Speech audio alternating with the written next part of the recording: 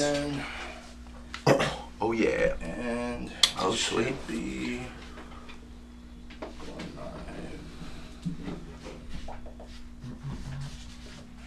here we go. It should be good. Yeah. Rock and roll on the air. I know. Before we get canceled, bro, because you know how people are, man. Like, damn. Nowadays, yeah, for sure.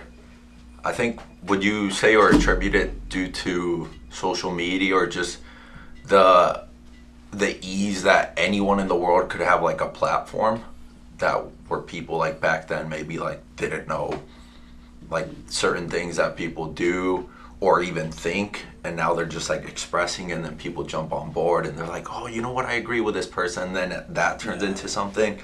Probably, man. I mean, you know, the thing, I mean, is especially, well, first of all, everybody, Spider here, DeFi Car Podcast, coming to you once again. We are inside the HOJ Academy, as always. Of course, today I'm being joined, Ricardo Gonzalez, bro. How are you, my man? I'm doing great. Yourself? Thank you for having me on. No, man. Thank you for coming on here. I know I promised you tacos, bro, but I lied. I don't have anything, man.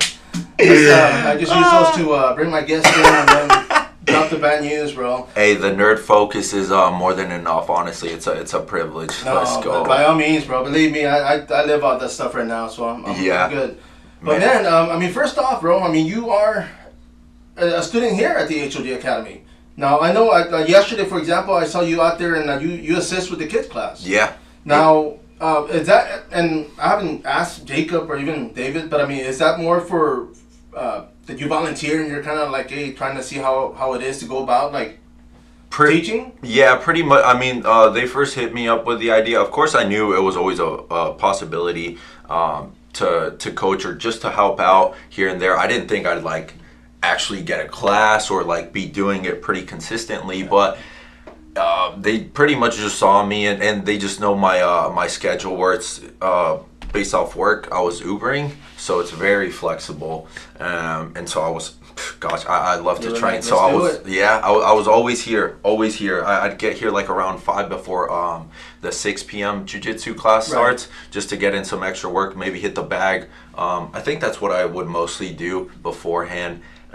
So they were like, hey, how would you like to help out? We could really use the help and you know, get some discount off your tuition and stuff. So they're doing me a solid, but I didn't know it'd be like No, you see, and that's good, man, for a lot of reasons, bro. For me personally, when I started training with my instructor, you know, back in the day, one of the things was just that. I mean, the fact that he was like, hey, you know what? For me, it was more like it was a Saturday, and there was like 3 new guys that came in, and he says, hey, you want to teach? Yeah, okay. He took off, right? He left me there, man. So I'm like, all right, cool, man. But he already knew. I would assume he already knew that I wanted to teach, man. I mean, I loved it. I had fun with it. I was learning a lot of stuff quick. I was a blue belt at that time, and having that option open, I actually learned a lot from it, man. I mean, I picked up a lot of stuff that I was like, oh damn, I have, you know, there's I mean, just I guess being on that other side kind of opened my eyes for a lot of, you know, submissions, a lot of transitions. Oh yeah. Is that the same thing with you, man? Oh, for sure. Honestly, so I've only been training for about, let's see, 2020, like post-pandemic, what was it, like August, I think? Yeah. So like maybe like a year and a half or so. I still, of course, have a lot to learn and very new to the art of jiu-jitsu. But yeah, even during the kids classes, Alex Carlson, she does great with them, and some of the techniques and stuff that she shows these kids. I'm like, wow, I didn't even know that. I'm like, dang, I just picked that up. In the back, writing stuff down. Oh yeah, for sure. Trying to put it in my arsenal for sure, which I've actually used while rolling. Nice. Yeah, and it works out. I'm like, wow, that's insane how much you can learn. I mean, off the techniques, of course, but then also like kind of trying to fall in your own, like my own professor's footsteps or Coach David, like just seeing it from their point of view. Just there's an art to everything, of course, and the coaching is also different. And then me never really having been around too many kids, honestly. I have like a niece I believe you call it well, it's like my cousin's daughter. Oh, okay, so okay. not really like I'm not really an uncle, Right. but just not around them too much. So it's also something new for me, like teaching these kids, because of course kids get very distracted. So Oh, yeah. it's harder to keep them Focused. focused and stuff. But I can pretty much kind of relate and just try to get in their footsteps too. I'm like, gosh, I'm sure at their age I was way worse. I was Oh, yeah. bad. Like at this age, I have a hard time focusing. So, gosh, Imagine when you were younger, huh? oh yeah, I'm like I just try to be easy on them, and just still trying to. I still am learning the art No, of yeah, coaching. you see, So. I mean, for me, man, because I've seen Alex, teaching, and of course, the fact that she takes control of the class right away, that's a key, right? Yeah. Because, like you said, if not, they're going to be running everywhere. Oh yeah. So, I mean, taking control of the class, getting their attention, of course, and making it fun. Oh yeah. I mean, because, even when I was actually able to teach, and I was teaching on out of a gym right here, right downtown, it was actually inside a mall.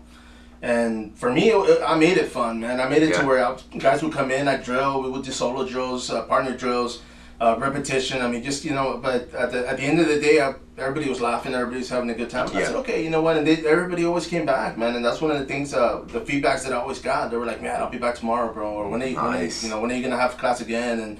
And I liked it. I said, okay, we're serious, we're here, we're learning. But at the same time, it's like, man, I don't want to be like drill sergeant and just Yeah. kind of like, man, you gotta get this, you gotta get that. It's just like, you know what, repetition, man. Oh, But, for bro, sure. let me ask you this. I mean, having been training for a year and a half, I mean, what were you doing before this? Were you doing any other martial arts form? No martial arts. I literally am very, very new to all of Nice, combat. Growing up, the sport that I played was soccer. I was always playing, but honestly, it wasn't until I was maybe 17, I think it was, where I like really decided to like commit to just giving it my all. So soccer was my first dream, and then later on I just realized like, all right, maybe this isn't gonna work out, or it just like wasn't firing me up as much. And then I had later on, I think it was around 18 or 19 that I started lifting. The gym bros, the bodybuilding splits, like training 5-6 days a week, just lifting and eating. So that boosted my confidence, because gosh, like throughout all of high school, I was very different. I was very shy, very I guess you could say insecure, just super skinny, just very low confidence, and then I just started lifting. That kind of helped out for sure, but still nerves on certain occasions. Right. And then a buddy and I think it was the Mayweather McGregor, so the build up to that. Yeah. It was like, man, we had already been watching the UFC, we were fans of it, and we were like, man, let's buy some boxing gloves and just spar in your garage. So a buddy and I just did that. So, and then later on, I kind of joined a boxing gym for a little bit. I was never really consistent with it. And then finally, up until August 2020, joined Ohana HQ, and then just started training. Trained maybe 3-4 days out of the week max, up until maybe March or April of last year, that I was like, hey man, you're gonna give this your all. It's like, what's the point of doing this, getting hurt? It's not fun, or it just didn't make training as fun Right. if I wasn't committed to it. So as a kid, I always kind of had I've always been like a all in or nothing. I know most people kind of say that, but like, for example, like if I have a cheat day, oh my goodness, I'll eat so much food. But then like then the next day I'll completely switch and just like eat super clean, like low calories, just to get the weight down. Just yeah, man, I don't know. I just, now I've fallen in love with it. It drives me every day, and it's just something inside that it's like, it fuels me to want to get here. No, yeah, man. You see, and that's one of the same thing with me. Like when I started training, I came from nothing. I was like, I thought I knew how to fight. I mean, of course, we get in fights out there, Yeah. Bars and whatnot, But I mean, having gone to the martial arts aspect, man, it actually took me away from a lot of stuff, man. Yeah. Because I was training 5-6 days a week, and so I wasn't going out, I wasn't partying, I wasn't. So it was good in that perspective. And because of that, I said, you know what? And it kind of changed my mentality. Like, Yeah. I started training because I wanted to learn how to fight. Like, I wanted to add more stuff, and I was like, man, if I go out there, I want to be able to, take care of myself and plus, Yeah. But it literally took me away from everybody, and I was like, wow. So I kept training. Back then, of course, we go to tournaments here and there. Some of the guys back then, man, this is like 2002, 2004. We'd be going to Corpus for Battle of the Beach, open hand creation, like before they allowed closed fist, man, here in Texas. And so it was like the beginning of the beginning, man, for us, So, of course, one of the things that, and I felt off that, I was teaching at 2005, and I was affiliated with Carlson Gracie Sr., man, through a Carlson Gracie team, here in Texas. Go. And so, I loved it, man. I was going through, a divorce. It was just like a lot of stuff that towards the end I just stopped. And they killed my drive. They killed everything to where I was like, man, I didn't want to do anything. I just freaking stopped cold turkey. I didn't do anything. I didn't go nowhere. No way. So it wasn't until like maybe, I'd say like a year later, a year and a half, that my buddy actually, he used to own TexasFighting.com. And he invited me. He was like, man, you know what? You know a lot of people, man. Can you help me? And I'm like, yeah, dude. So we started doing the whole media thing, and I liked it because of things like this. I was still able to stay in the sport. Sweet. I was still able to help people. Whether it was a fight tournament, whatever. So it was good in that perspective, man. And no regrets, man. I've enjoyed it. Right. It's been a good journey. Oh, for sure. But now with this podcast, man, of course, it opens up another outlet. Oh, yeah. And I'm able to talk to people like you, man. So hopefully, how old are you right now? I am 24. Oh, okay. You see, I was 23 when I started, man. Oh, yeah? I started late. Back then, it was late for me. But, Yeah. But hopefully throughout the years, man, because and I think I was talking to David about it the other day, because we're like, man, once you get to a blue belt, you're like, oh, okay, you start feeling better, and then you get your purple belt. And like for me, I've kind of started getting a little bit more like, okay, I can't tap, man. I can't. And I think I ruined it for myself. Because I should have been like, man, I'm gonna roll just for roll, especially at the gym, your own academy and everything. Sure. But it was more like I just stopped rolling with people because I was afraid to tap, dude. I was just like, man, I'm a purple belt. I put a lot of pressure on myself, man, and it's just no one to blame but myself. Yeah. But with that being said, man, of course, as you get up in rank, just go out there and keep training, man. Yeah. Keep having fun with it. In other words, Thank you, and it's nice to hear that because I'm still a white belt, and so I don't know that mental aspect in that sense, but I have kind of thought about it later on until I don't remember who brought it up. Maybe it was Professor Jacob, but yeah, it's like, oh, I didn't realize like there is a little bit of pressure. Like if I have like a blue belt and I'm going up against a white belt, I'm like, no way I'm gonna like tap or I have to do better, just so I can only imagine. I'm like, wow, I don't think about it since I'm a white belt. I'm just like, man, cool, I like this. So if I get beat up, whatever, or if I do good, I'm like, it boosts my confidence. But I know that aspect. It's like, oh, someday I'm gonna get that blue belt or that purple, and then I'm gonna have some maybe like a chip on my shoulder, I guess, or like people are gonna be going after me. Oh yeah, you're gonna have a target on your back. Yeah, that's what I meant to say. Tap this dude out. Exactly. And you see, having covered myself, dude, like having covered tournaments for years, bro. Like you would see blue belts against purple belts, and the blue belts will tap them out, man. So yeah, in my mind, I'm thinking, okay, is he that good? Yeah. Is that purple belt having a bad day? What's going on? Right. Because now, and one of the things I can say is that a lot of times when I would see these guys go in there, it was the fact that it's kind of like a fight, bro. I tell people when these guys go to the UFC or they go to an MMA fight, a lot of people go out to win. Now, when people like go out to lose, they go out not to lose. They're a lot more offensive. They don't interact a lot more, so they and a lot of times they lose the fight because they're not interactive. You know what I mean? Yeah. So, and I think that's what happens in tournaments too. It's like people are like, oh, really? Well, I'm not gonna attack because I don't want to get caught. So they kind of play defense and then they get points and they get, you know what I mean? So it's just.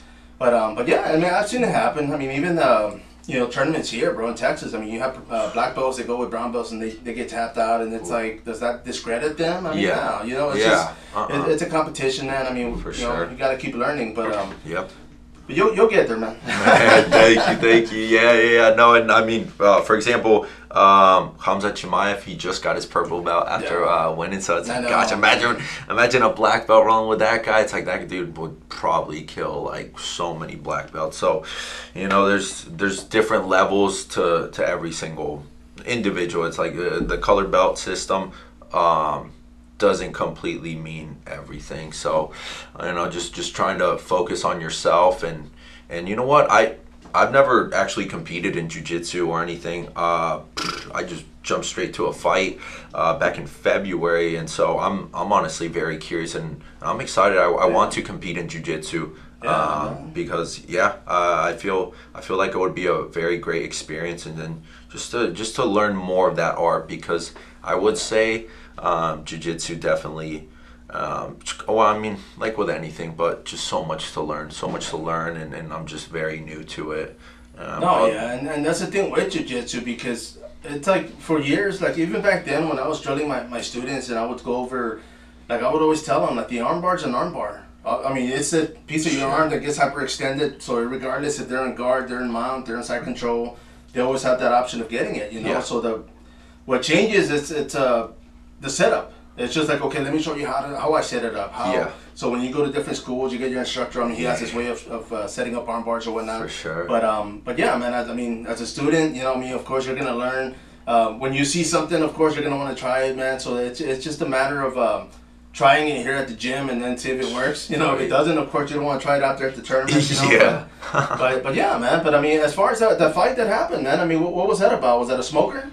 No, I had a few smokers at Ohana. I actually, I think it was like my second or third week at Ohana that I just jumped into a smoker. I didn't really know what that term even really meant, like smoker or whatever. I was just like, you were looking for the smoking section. You're like, what's that sign at? They're just like, I think it was like every third, or you know what? No, I think back then they used to have it like every week. I was like, dang. So, and then at that time, of course, like I said, I wasn't like training very consistently. Right. So, it was just pure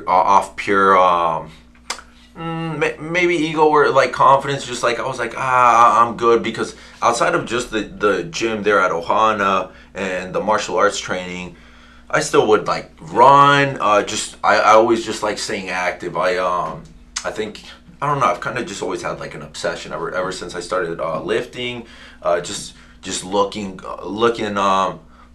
what I like, just lean and just being athletic, looking athletic and stuff, and staying in shape, because it makes me feel good throughout my whole day. And it's just like, definitely, man. I don't know, it was just dang, I don't even know where the heck I was going with this, but the smoker.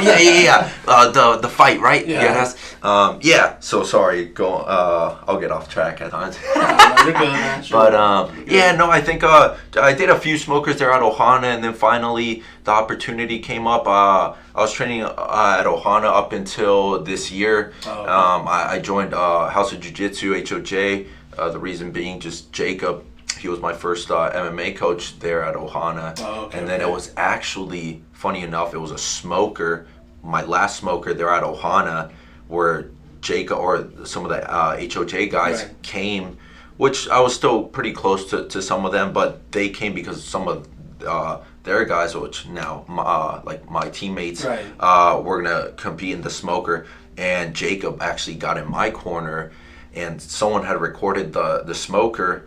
And I was like, man, Jacob was like coaching me throughout the whole smoker. I was like, man, why? I don't know. I was like, man, I gotta.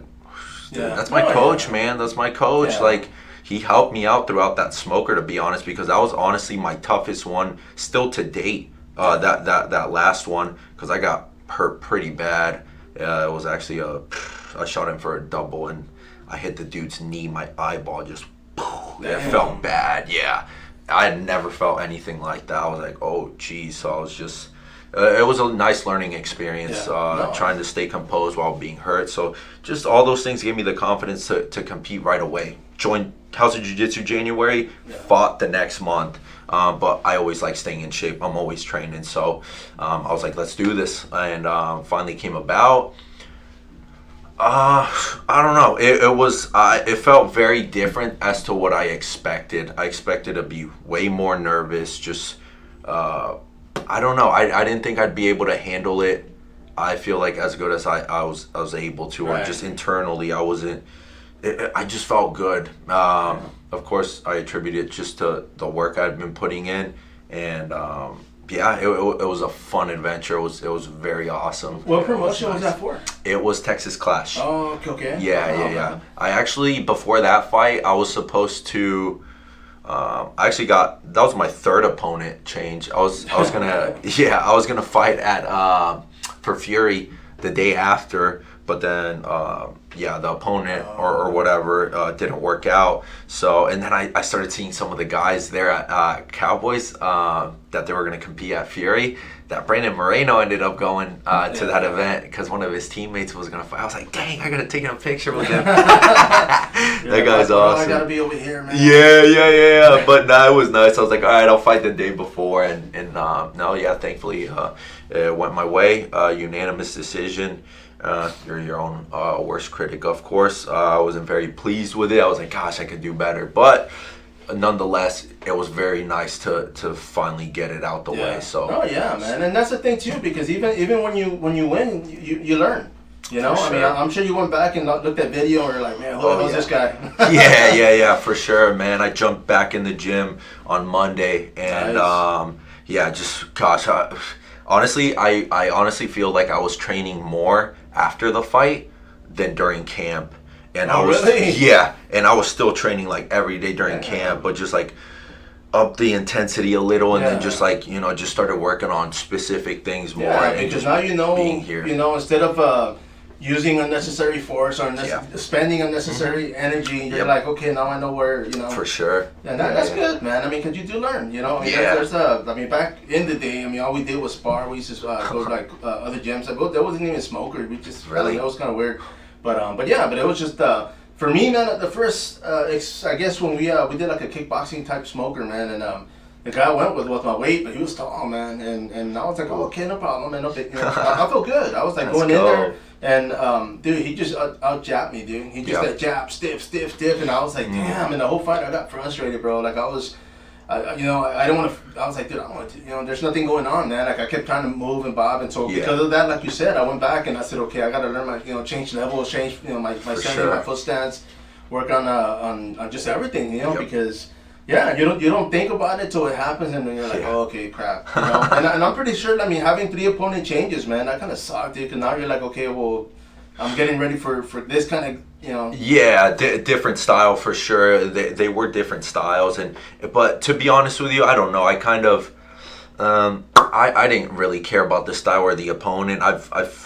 Well, of course, people that have trained longer have had more experience, but I felt like I've sparred with a lot of guys back, not as much anymore, but I used to cross train for a while, and that helped out for sure. So I was honestly very prepared and ready and confident for whomever, because I was only really focusing on myself. I was like, doesn't matter my opponent, I'm just gonna do what I know. And to me, it was whatever, if I'm being honest. But for sure, it definitely was like I would have liked to fight at Fury because I was at home, had more of my people, my friends come out and stuff. Because where I fought, that was in Robstown. Right. I think that's like near Corpus and stuff. So of course, harder for people to come out. And to be honest, I understand. Like I never I really could care less if people like my close, even family members, this is something this is just the start of my career. So I'm looking at the long term. No, yeah, so, man. And the thing about it too, man, because I'm gonna ask you this because I always ask fighters, are you more comfortable fighting at home in front of people or far away where nobody knows you, man? And, the stress level changes, but for you, does it matter? I mean, would you be comfortable fighting at home with people? Oh, for sure. You have grandma yelling, "Hey, Tia Lupe over here, going crazy," and but for me, I'd rather fight away, bro. I'd rather fight somewhere where nobody knows me. Now it's just like, hey, man, if I get my ass whooped, like But yeah, man, honestly, maybe just from for example, the people I used to go to high school with, just like reaching out all of a sudden, on Instagram and stuff. I'm like, wow, people are like noticing. I'm like, they're probably like, they would have never thought I'd like want to fight. I didn't think that. So the amount of support and just like messages that I've gotten from people that I like never even really was too close to. Right. But I just like have them because of like Instagram and stuff, and so they see my stuff. They're like, the amount of support I got, and they're like, man, we want to go see you. Did kind of make me want to fight here. I was like, man, I would love to perform for these people and just I guess my people here in San Antonio. Of course, in the future, hopefully the fan base increases. That's the goal, of course. So many people, but you know, the very few that have reached out, and I've noticed that people have noticed. Definitely motivates me and drives me. So I would love to fight here in San Antonio soon in the near future. But of course, I want to feel that pressure too, like fighting away, fighting against the hometown guy and stuff. Ooh, I can't wait for that. But and I will say this, man, because back in the day, man, I was watching a Pride fight, and there was Vanderlei Silva. He was fighting somebody in Pride, I mean, of course, from Japan. And one of the things Vanderlei said was, because they were like, oh man, how do you feel when the fans yelling for your opponent, and he says, he said it in Portuguese, of course, but they translated, but basically he said, when I fight and they start yelling his name, that's my name. So when I hear his name, I get That's the, awesome. so I start psyching myself out and start getting, and I was like, dude, I had never thought about that, man, but I was like, that's smart, because if you know the guy's name and they start cheering him, that's like, hey, man, I'm gonna up too, like get amped up, and but I was just like, man, that's pretty good. I would have never thought about something like that. But just a little, that way, your next fight, man, you'll be like, I'm like, they're calling my name. There Let's you go. go, Let's go. Yeah, no, for sure, man. I can't wait to experience that thing. And speaking of him, Vanderlei, I think I had seen like a video. I saw a video like last night, I think, of like hard sparrings. Oh my goodness, that dude just would go at it. And that's the thing. One of the things a lot of gyms like past few years kind of realized, man. It's just like you don't have to train that hard anymore, man. Because people were like, even Vanderlei, they said they were knocking each other out during sparring, and I'm thinking, okay, that's gonna be that's gonna lead to like damage later on in life. Damage for sure. Like, will you even make it to the fight? That's the important thing is making it to the fight, and then plus at the end of the day, it's like, this is like to train. It's like huge ego. Yesterday that I was watching, I was like seeing a lot of these like high level dudes, and it's just like, man, even at that high level, it's like the ego. I'm like, gosh, what are they doing? I'm like, you need sparring partners. You need them to be healthy, so they can help you out as well. So it's you don't want to hurt everybody and be like, okay, who am I gonna spar with, man? Right. You see, and like, man, we mentioned the young man in Gage yesterday, man. That's one of the things I had asked him, like, hey, when you see new kids, come in, like, what do you think, or what do you? And he was just like, oh man, I want them, I'm careful with them, basically, like I don't hurt them, that way they can keep coming back. And I'm like, dude, like, that's what I was telling you, his mindset was out there, bro. I was very impressed with that young man. For sure. Yeah, Gage is great. He's one of our kids here at HOJ, and I see him like here every day. Every day, even the open mat. So seeing like that, I'm like, gosh, that's like kind of my competition. I'm like, gun for him. Right, exactly. No, and some of the moves he can do right now, oh my goodness, I'm like, I can't even do that. I'm like, I can only imagine. I'm like, you are a beast in the making. So, I mean, he's still young, so he's flexible as hell. So get it while you can, kid. Oh my goodness. But I mean, of course, man. I mean, you say you're 24, right? 24. Now, as far as like, what's your schedule like these days, man? Like, what is it that you do with besides training? Good question. Pretty much, honestly, just train. I mean, if I'm not here, I'm working with this other guy that I met off of Restore. So Restore Hyper Wellness, that's like it's got all that fancy recovery stuff, like the cryotherapy, compression, but pretty much like kind of going back to the jiu-jitsu part where during training you should leave your ego out the door and like tap. I had a hard time with that. And because of that, I got badly hurt. So my elbows weren't fully 100%. And I had gone because I was like, gosh, I want to fix this thing. so I can like train Yeah. much better and stuff. Walked in there, they had a promotion going on at the start of the year, and that was a game changer, Nice. huge game changer. So just going there, he was one of the guys that does stretches. They have a stretching service, not anymore.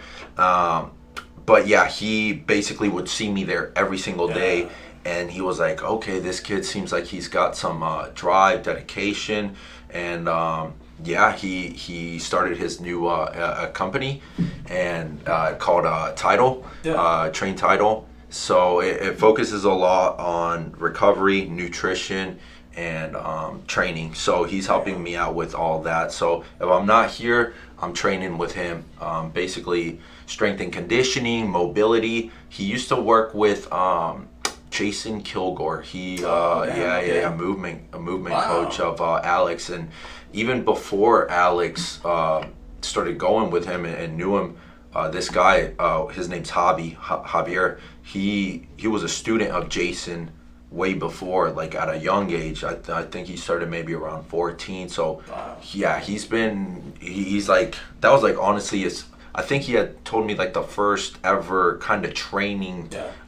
So it's super nice to have him on board and just like have someone that knows about like mobility, movement. Yeah, Because why you need this, right? I exactly. Mean, of course, it's been eye-opening for sure. I'm like, wow, I didn't realize like how crucial and important this is. At times he'll ask me, because the workout, some of the workouts can be like, they're not like super intense, but it's like, it is challenging based off certain movement things. And I'm like, gosh, I'm bad at this. I'm like, gosh, this thing is like, I'm like, my goodness, this is super crucial. And then you just see the likes like Conor McGregor, Alex Hernandez, guys that I look up to, and honestly were like some of the two guys that really got me into the sport and just like made me realize like, hey, I could actually do this. So it's something people like at their level that believe in. I'm like, gosh, I'm just now starting. It's nice that I met this guy. So it's been a blessing, honestly, having walked into that place Restore, and gosh, it helped out. My elbows, no issues. Nice. It's like, it's a game changer. Cryotherapy, compression, hyperbaric chamber as well. That thing is awesome. Oh, gosh, if I had the money to buy all that equipment stuff. Ooh. You see, and I love, like for me, I love the cold weather, man. I'm in shorts and shirt all year, bro. And like when the cold weather comes, I'm over here in the lawn. But you know what? Let me ask you this though, because I've never done cryotherapy. I've never done any of that. I've seen it. I've seen people that do. But for me, like when I'm out, when it's like freezing cold, everybody's like wearing jackets. I'm loving it, because I honestly, man, I feel my body recovering. When I'm out there in the cold, I'm like, dude, I feel good. Man. My legs feel good, my arms. Is that what it gives you when you do that chemotherapy, like that cryotherapy? For sure. I would best. I'd highly recommend it. If I'm being honest with you, I would say you would really notice the effects physically if you do it consistently. Like if you probably like go on like once a month or something, you probably won't notice too difference. But I will say the mental aspect, you will be like more like sharp that day, more focused or something. Like I'm sure you've taken like cold showers and stuff. Pretty much that kind of similar feeling where it's like, oh, I feel rejuvenated. Yeah, right? exactly. So. Like, you know, I mean, like I said, I mean, even when it's cold, my AC's on, man. My fan's on. I'm like, dude, really? I'm loving it, bro. You know, my girl hates it, but I'm like, hey, man, get a blanket. Oh, dang. Where are you from originally, Spider? Here, San Antonio. San Antonio, dang. But it's just, I mean, for me, honestly, man, like, I mean, I work all summer. I work out, so I mean, it's hot as hell, dude. Especially, the heat's barely starting to come out, but when it's like 102, 104, I'm out there, man. So. For me, like when the cold weather comes, I gotta enjoy it. Yeah, I'm like, I already know what's coming, bro. Like, yes. You know what? I'll take it while I can, and when the summer comes, I'll just. Oh yeah. I'm already mentally focused, man. But man. But as far as jiu-jitsu, man, I mean, what happened with soccer, bro? I mean, did you play like throughout school? Yes, throughout high school, I played, and then I think middle school was it, or maybe it was high school. Yeah, I think it was like middle school and then high school. I played club at times. But yeah, during high school, I played my sophomore and junior year, and then senior year. But I wasn't very good, because like I said, I honestly only depended off just like I guess talent. Never trained. Really? Yeah, Oh, I never shit. trained. So finally, senior year came. I had senior early release, and as soon as I left school, finished school, I went to the Y, just trained by myself every single day. It was just like, I don't know. I'm telling you, like every day. So doing things like that is what kind of got me into this sport as well. Like it gave me the confidence. Like, hey, you've done this in the past. Like you can be dedicated if you really want to. And so I was like, yeah, I'm definitely gonna give this a try. And MMA, I mean, I don't think there's any other sport like it where it's forced me to like stay in shape and like, because like I said, the training won't be as fun and you could probably get your ass whooped. So it's like I'd rather stay in shape and feel good every day and just be ready. But yeah, soccer, of course, I haven't played it as much anymore. I still argue I'm pretty dang good. But I still love it. It's awesome. I would gladly play. And as well, following right now, I don't know if you're too familiar with it, the Champions League. It's going on right now. No. It's basically like a tournament of like the best teams in Europe, and right now it's like down to the semifinals. But yeah, there were some games yesterday, and gosh, I don't follow it as much anymore. But it is nice to like the teams that I used to be like a diehard fan, and then watching it and now, I used to it's watch like, Euro sports, man. I used to watch Manchester United, man. I used to watch a lot of these teams. I know. I mean, for soccer, for me, man, it was. I mean, you know, I grew up here in San Antonio, man. So growing up, it was football and boxing, man. I mean, that was, basically the two sports that we grew up watching. Yeah. I was never a huge fan of soccer. I was that kid that they would pick last when they came to the team. And it was mostly like you said, because I was shy, I was quiet, man. I could have been so good. By the time they picked me last, my ego was done, and I was like, man, I'm gonna suck, And so because of that, I took to skateboarding, man. My older brother, Really? he actually gave me and my other brother a skateboard, and he was like, man, hide it from your mom, because my mom hated, like, she didn't want us, she didn't want us to have skateboards, man. And so we would just walk to the end of the street and start skateboarding, dude. It was like 84, 85. And that's all I would do, and I still do it. And I mean, I don't do anything anymore just because I'm old and shit, shit. But I got my skateboard in the truck, and I'll go out there. Really? That's awesome. Skate parks, I'll get off and I'll just carve, dude. I'll just go out there and for me it's therapy, man. I get out there. Yeah, it's like concrete surfing, bro. I get lost and I see these kids and I'm like, they see them doing tricks and all that. I'm like, yeah, you can have all that, man. Like I'm good. Yeah. What's that one thing called? Or song? Fleetwood Mac. That one famous song. The guy with the cranberry juice. Oh, that he was like rolling in his little thing. Bro. That's how I kind of picture you, Spider. Yeah. And that guy actually, I think he got like sponsored. Yeah. He got sponsored and stuff. So yeah. Gosh, Spider. Yeah, you're gonna blow up, man. I hope so, man. Yeah. No, for sure, man.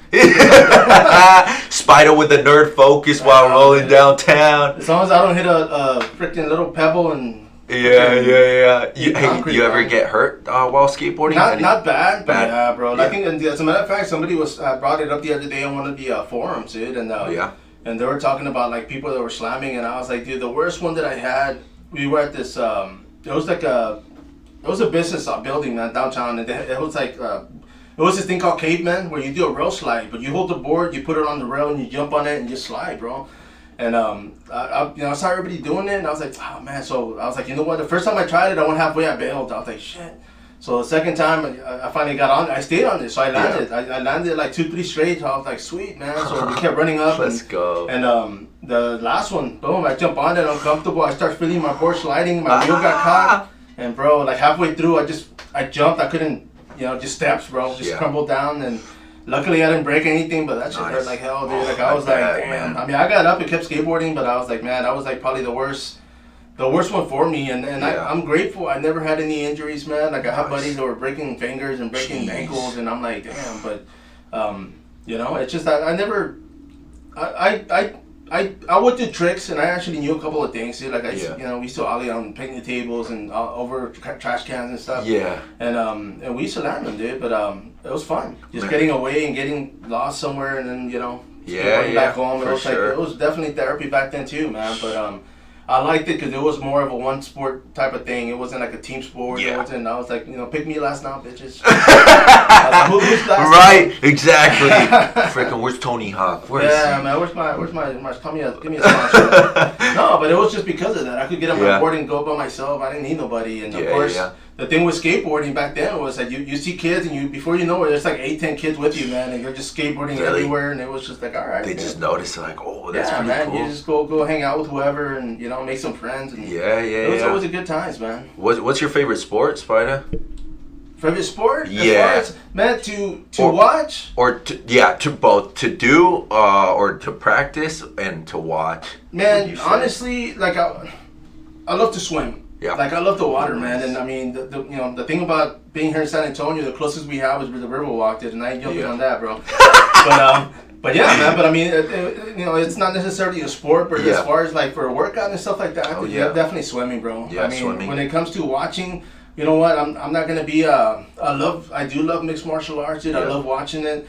But I mean, I haven't watched anything else. I watch WWE still, man. Oh yeah. I still go back and forth, and I watch wrestling tomorrow. On Fridays they pop up, Mondays, and I mean I've watched it since I was a kid. Growing up here in San Antonio, man. Just and it was just like something we grew up watching with my dad.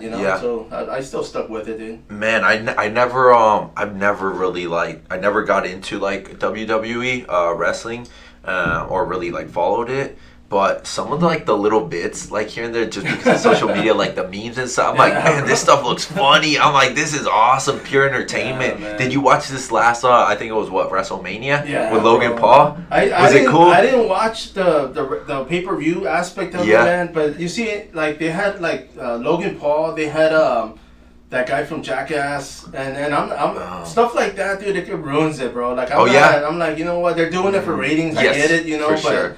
But it was just like it didn't do anything for me. Like I wouldn't watch it for them. Those people something else. But as far as like the wrestling, I mean, there's TNA. I mean, I watch Ring of Honor. I watch other ones that you watch them and everything's. How can I say it? Everything's already planned. Everything's already played. Like, hey, you're gonna be the villain. He's gonna be the good guy. And so there's a storyline. This is awesome. It's good when it catches you and you're like, oh shit, like you know what I mean? Like, but when it's bad, like that's when. Channel surf, man. Go to something else, But yeah, man, it's changed over the years. It's just I still watch it just because, No, for sure. I mean, gosh, like you said, the storyline. And based off what I hear off of like Brock Lesnar, like that dude's a genius. Vince McMahon. So I'm sure it's like these things are hilarious, man. And the acting is like on point. Just seeing certain things like The Rock.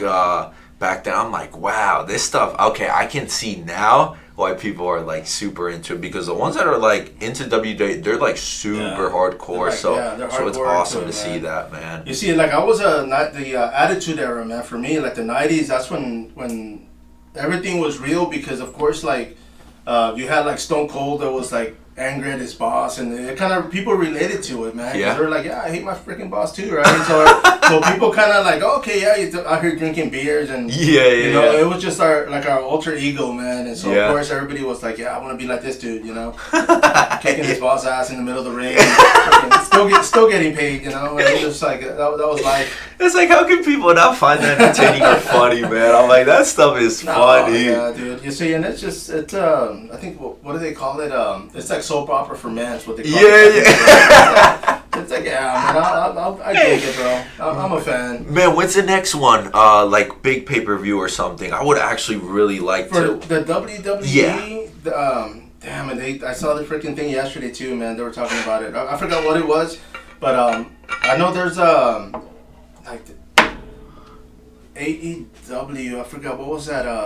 It's got a couple of the MMA fighters on there, man. Like, Paige Van Zandt and all these guys. Really? Yeah, they kind of cross over and it makes good for TV, bro. Like I like that kind of stuff because it's cheesy and it's just like it's already been put there, but it's like let me see what's gonna happen, And so I like that kind of stuff, dude.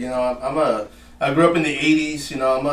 I'm an '80s kid when it comes to like movies. So for me, like the cheesier the better, bro. Like I'm not into that whole digital, Yeah. It's just, man, it's still people. Like I'd rather see the guy in the Godzilla outfit. That's my kind of movie. I'm like, I want to see somebody walking around in a rubber suit, freaking destroying shit. Yeah. But, Man, it would be awesome to see Colby Covington in one of those. That dude plays it super well. Bro, exactly, dude. You see, and that's another thing with MMA. It's an entertainment, bro. Yeah. Like, you have to sell. You don't have to be an asshole and be, but you definitely have to sell yourself, and people are gonna hate you or they're gonna love you, man. Right.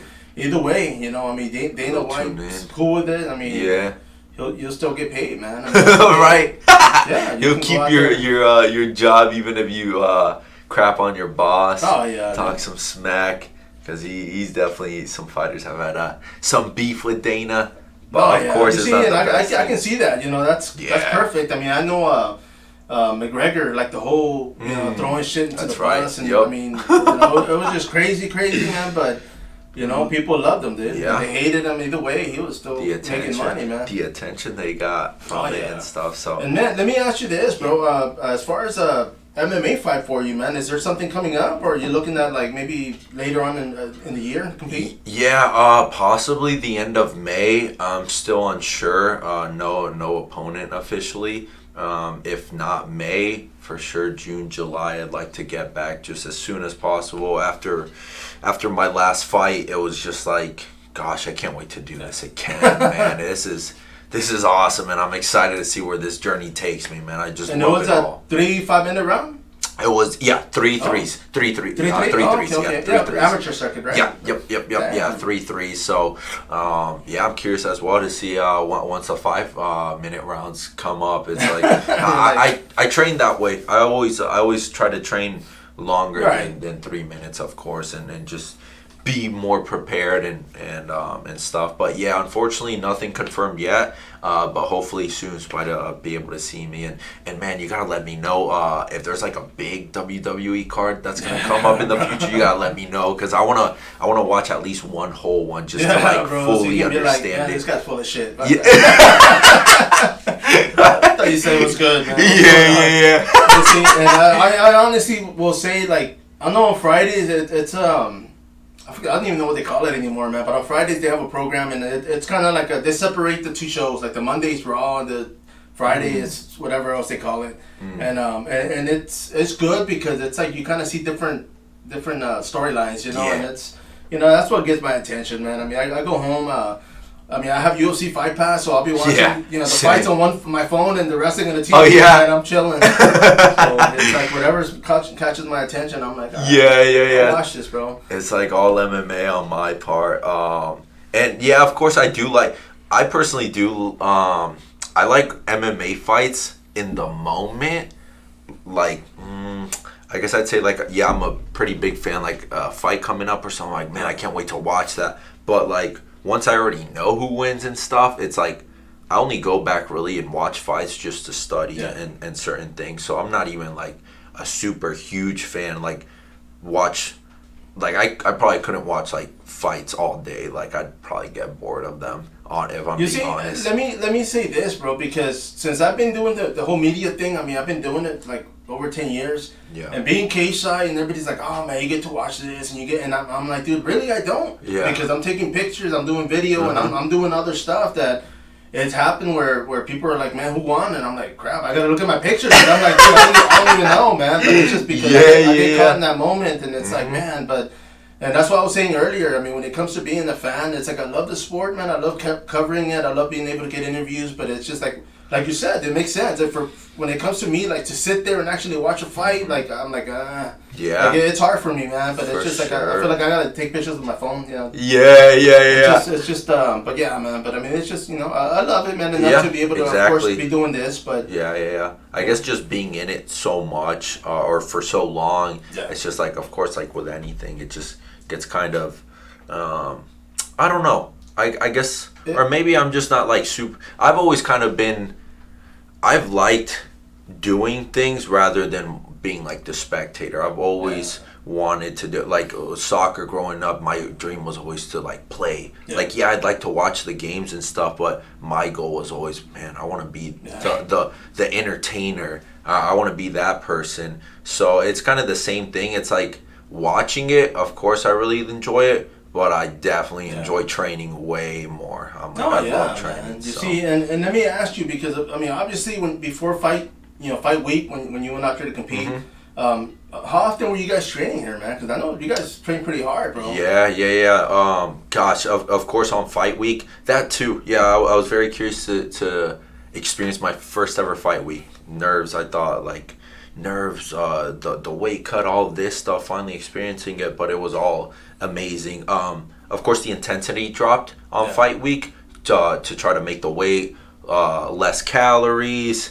sweating more, just feeling a little bit more dehydrated, cutting weight afterwards. It was like it was training here, not at a super high intensity, but it was just pretty much, it was jiu-jitsu, then MMA, and then jiu-jitsu again later at night, or some extra rounds on the bag. But that intensity definitely dropped, and I think it was just jiu-jitsu and MMA that I mostly did. I wouldn't do the late night jiu-jitsus because I had to go to Gold's to get in the sauna and the hot tub to cut weight afterwards, because they close a little bit earlier, or I'd always leave the gym really late. So I'm like, dang, I need to make some time to also sweat afterwards, because the thing that honestly that I was definitely a lot more like stressed on the making the weight part. Like I knew I was gonna make weight. I was like, I want to make weight, no problem, like for sure. But it was not like the most. What did you fight at? 45. Okay, and what were you walking at like come fight week? About I think around like 155, 160. Okay, that's not bad. Yeah. I will say I guess I was a little bit heavier than I would have liked.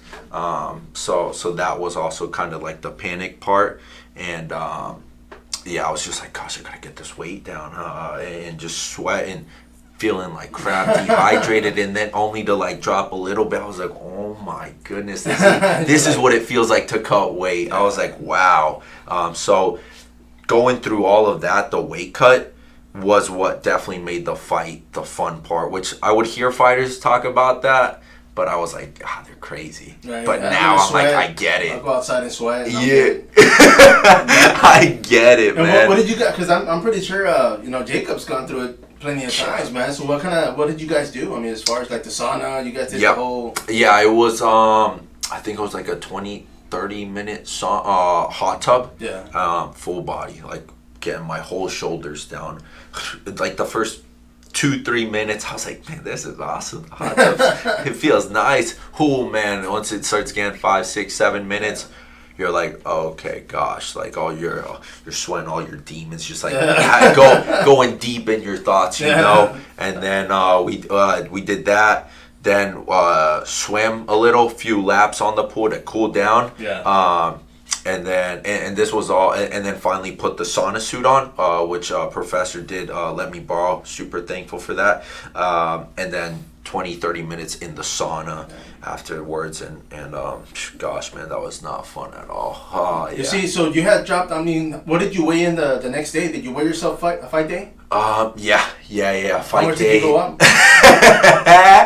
About I think it was like 20 pounds. Yeah. Really? Yeah. I was like, whoa, this is cool. Where'd y'all go eat afterwards, man? Oh yeah.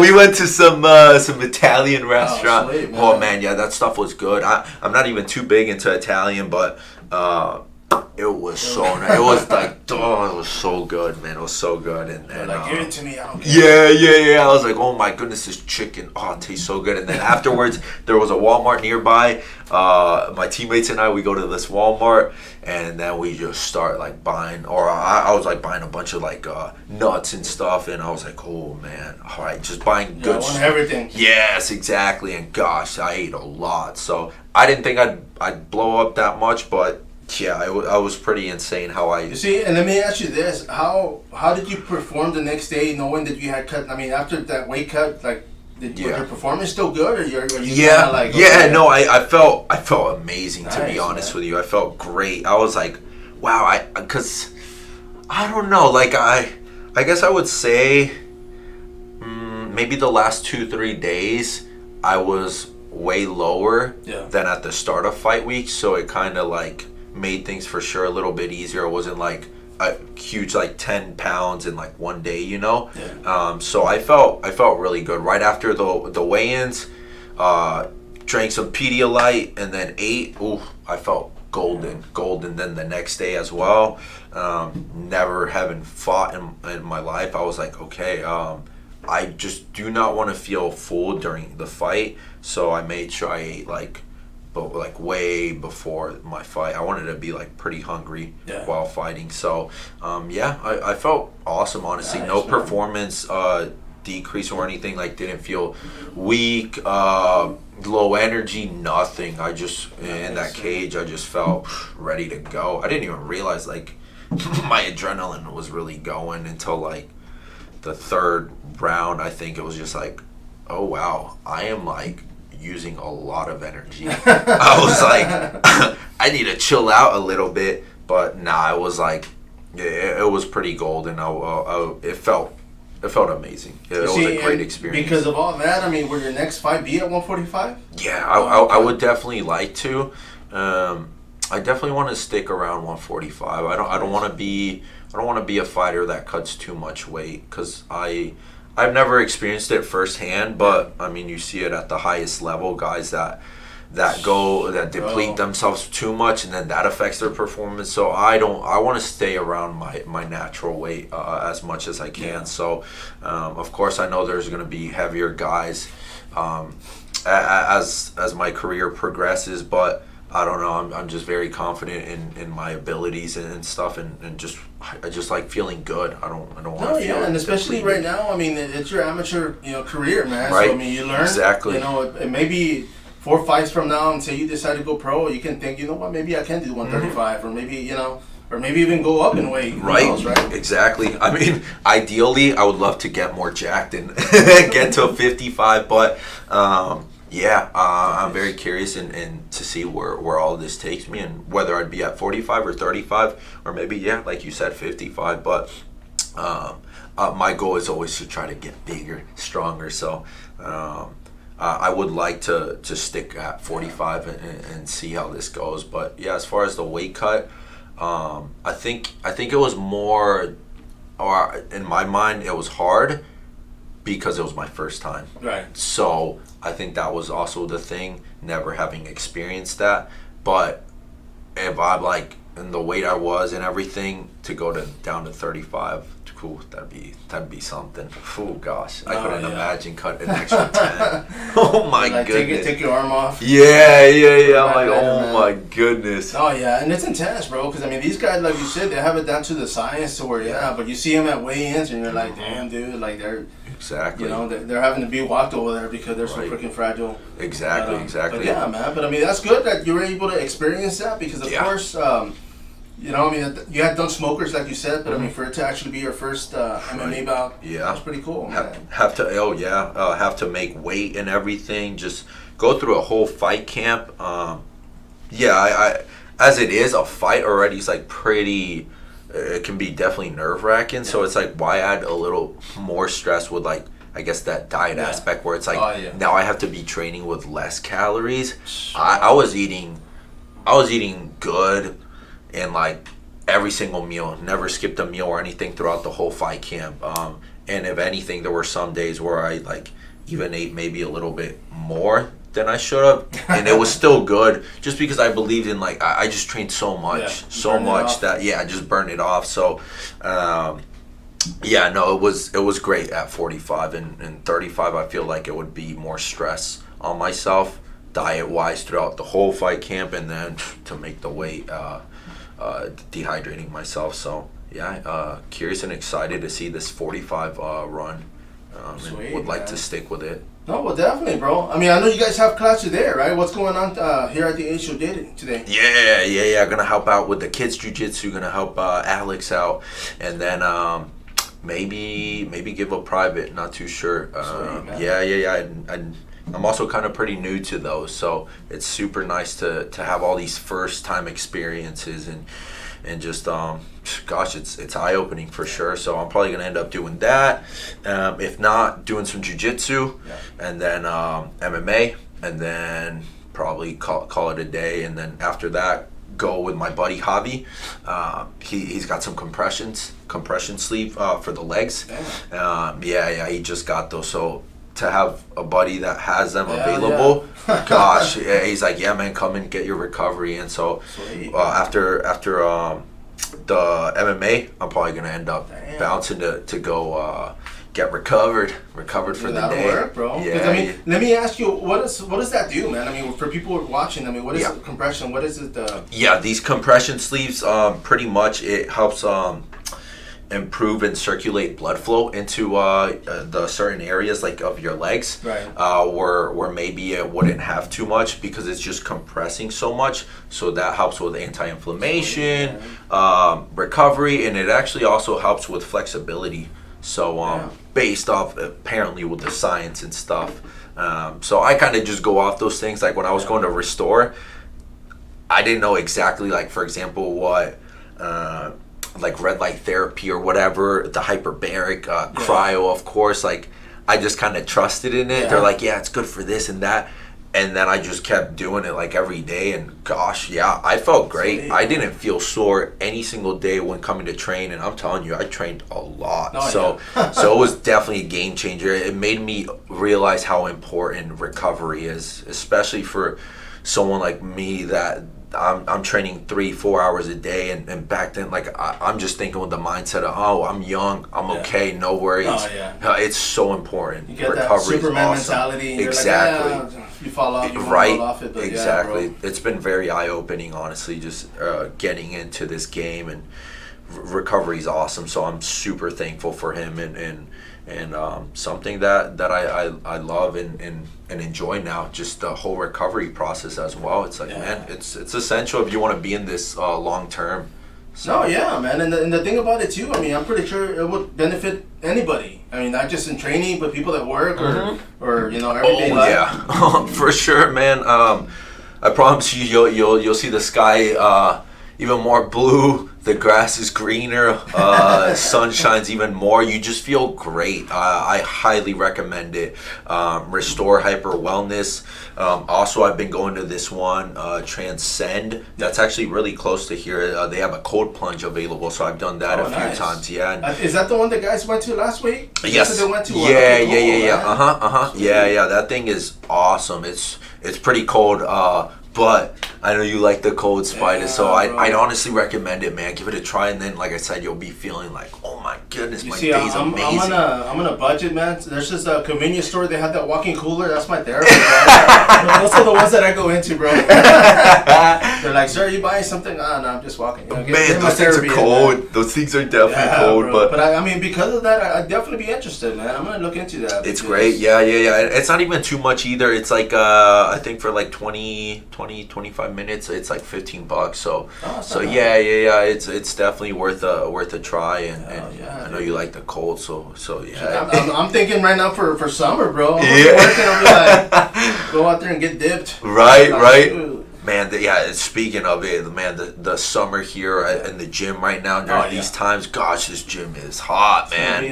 HOJ sauna. Yeah, the sauna, man. We train in the sauna. That's good though, man, because even like you said, when you fought inside the cage and the lights were there and it got hot, and you're thinking, okay, you know what, you got to be mentally strong for that stuff, man. For sure. No, it's great, man. The more you sweat and the more you suffer in training, the easier the fight is. So there you go, man. There you go. Yeah, no, I love the whole training process and everything, and he as well is super good for recovery as well. Sauna. I'm like, man, it goes hand in hand. There you go, man. Hey, my man, I do thank you, bro. Ricardo, bro. Thank you for stopping by and jumping on this, bro. Yo, thank you for having me. It was honestly a pleasure, and I'm super excited I was able to get on it. Thank you so much. No, and I mean, we'll definitely catch up again soon, man. Yes, I appreciate you. Everybody out there, of course, this is the Fight Card Podcast, Spider here in San Antonio, Texas. Till next time, follow up.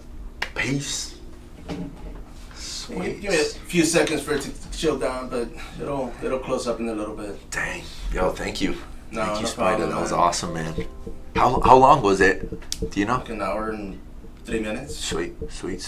But yeah, bro. I mean, as far as you see, and I was gonna ask you because on that fight that you had, was it it was for Texas Clash? Because I remember they were like, one of the fighters' fights didn't go through, And I didn't realize it was you. Yeah. I mean, I heard, but I was like, okay, well, you know, but I mean, it had to have been, it had to have sucked, dude, because you're thinking, okay, well, now I gotta, you know,